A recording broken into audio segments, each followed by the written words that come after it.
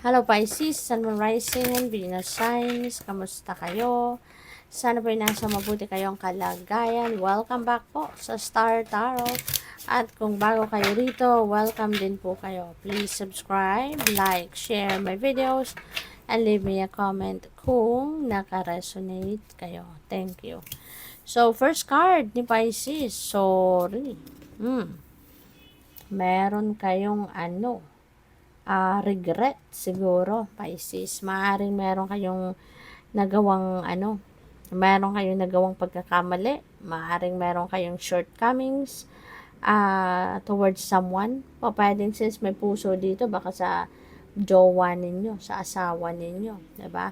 Maaaring nagkaroon kayo ng shortcomings sa kanya, kaya todo yung regret ninyo, 'di ba?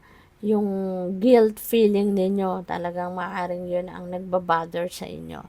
And you are sorry. You are sorry. Pinagsisihan mo talaga. Maaaring ipinaalam mo na din ito sa person mo. Maaaring nagsorry ka na din talaga sa person mo. Pero parang hindi mo pa rin nag-get over. Hindi ka pa nakaka-get over sa sitwasyon na ito. Talagang sising-sisi ka pa, no?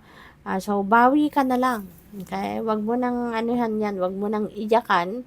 Wag mo nang pagsisihan pa. Kasi nangyari na. Kung magsisisi ka, wala din naman ng mababago, 'di ba? So, ang maganda dito, diskarte ka na. Papaano ka babawi? Papaano ka magba-bounce back? 'Di ba? Papaano mo itatama ang pagkakamali? So, yun na lang ang isipin mo na. Maging excited ka na, no, sa pagbawi dito sa kung ano man ang nagawa mong pagkakamali. Okay? Kasi mas maa-appreciate ka din ng person mo, no? Kung magte-take action ka na towards pag-bounce back, towards pag-make up, no? Sa kung ano man ang pagkakamaling nagawa mo. Okay? So, dream big. Ayan, this is encouragement din sa inyo ng spirit na dream big. Okay? Mangarap ka ng bonggang-bongga. Kasi libre naman mangarap. Diba? Libreng mangarap. Kaya wag mong pigilan ang sarili mo na mangarap ng bongga. Wag mong pigilin ang sarili mo na mangarap ng bonggang mataas. Kasi libre naman yon, and that is attainable.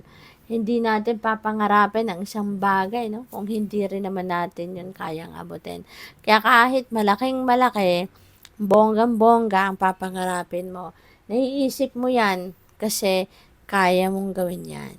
O, hindi mo maiisip, no? Paano man ang bagay na hindi mo kayang gawin. Kaya kayang-kaya mo din na you are you will be able to make things happen. No? Magagawa mo yun. No? Magagawa mo. Kaya napakaganda. So, kung ano man ito, wag mong pigilan ang sarili mo, wag mong limitahan. Sky's the limit, ika nga, 'di ba? Kaya mangarap ka, mataas na pangarap para makapagsimula ka na din na gawin 'yan. So, make things happen or make your dreams come to reality. So, we also have an cold. Ayan. So, possible, ang iba sa inyo dito, Pisces, siguro, may tendency kayo na maging inconsistent, no? Inconsistent sa paninindigan, siguro inconsistent sa desisyon, yung mga ganyan, ano? So, depende yan sa inyong sitwasyon kung saan related ito. Okay? O pwede rin na, ano mo yun, yung sinasabing sala sa init, sala sa lamig, no? Baka merong ganun din kayong sitwasyon. So, by the way, maraming salamat for subscribing. And if you haven't subscribed yet, subscribe na po kayo. And also, maraming salamat din for not skipping the ads kasi malaking bagay po yan sa akin. Also, please click the join button po sa baba ng video kung gusto po ninyo na mag-join sa membership. Salamat. Communication. Ayan. So, ito yung kailangan. No? Parang ito yung kailangan ninyo. Lalo-lalo na para maiwasan na ninyo yung pagkakamali. Maiwasan yung mga ganyang pagkakataon, no? Na nagkakaroon kayo ng mga shortcomings. Maaari kasi na hindi open, no, ang communication lines ninyo. Maaaring meron ditong mga nagsisikreto. Pupuwedeng merong sini-sugarcoat, no, ang mga nararamdaman, 'di ba? Kung anong tunay na laman ng isipan, yung mga ganyan ba.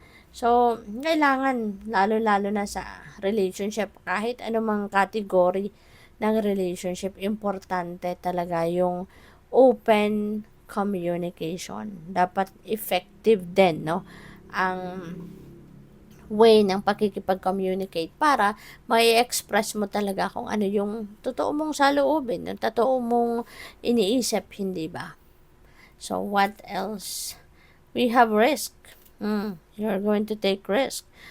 Pwede, no, na maglalakas ng loob kayo ngayon, no, to take the leap of faith, at you're going to take risk, no, sa inyong mga pangarap. So, that's good. Kasi, di ba nga, kung hindi ka rin naman talaga susubok, paano mo malalaman din, di ba, kung magtatagumpay ka o hindi. Di ba? Kung hindi ka magta-try, no, ng mga bagong bagay, kung lagi ka lang nasa comfort zone mo, 'di ba? How are you going to grow then? Papaano ka din magta-try? Papaano ka din mag-grow as a person? Papaano ka din na mag-expand, 'di ba? Kung nandiyan ka lang sa ilalim ng shadow ng kung ano lang ang komportable kang gawin. So, pwede, no, na as you dream big, you are also going to um, take risk, no, maglalakas ng loob ka din, no, na sumubok ng mga bagong kaganapan. So, we have movement. Yes, definitely. So, pwedeng ikaw ay magiging magte-take action na kayo, and there's going to be a lot of movement that's going to happen. Pwedeng meron ka ng pagpaplano after after making plans. Maybe you are going to roll out your plans right away, di ba? So, pwedeng maraming galawan, maraming exert ng effort ang gagawin ninyo. So, there could be a lot of movement. Pwede rin na yung movement na to, literal na physical movement, travel, mga ganyan, relocation, no? So, maybe may mga ganong sitwasyon ang iba sa inyo sa ngayon. So, tingnan natin kung ano pa ang mga messages and energies ninyo this month.